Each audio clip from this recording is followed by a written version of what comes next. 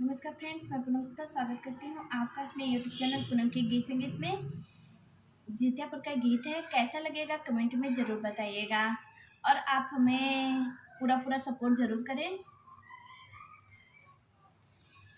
सब सहेलाना हो जितिया सब करेलाना, सब सहेलाना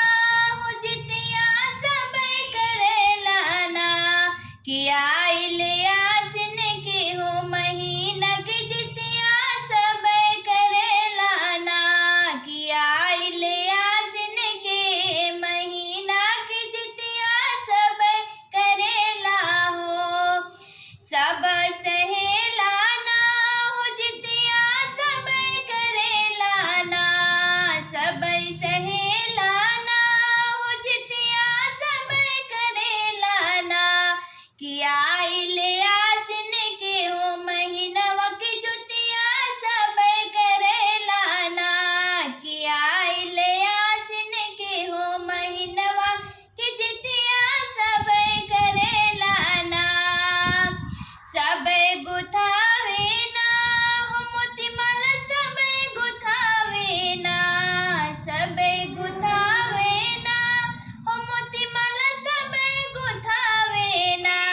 कि जाले गंगाया सननिया भजनिया सब कोई गावे ना,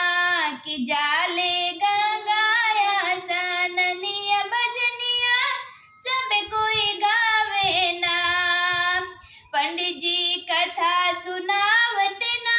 हो, पंडित जी कथा सुनावत ना,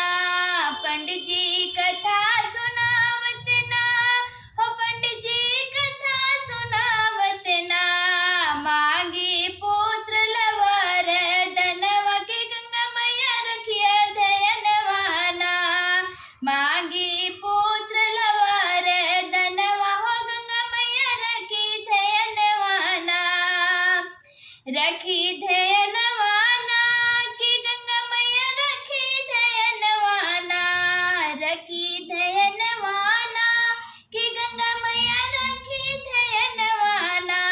कि एगो गोदिया में बालल नवा है गंगा मैया रखी धयनवाना, एगो गोदिया में बालल नवा है गंगा मैया रखी धयनवाना। सब सहेलाना हो जितिया सब करेलाना,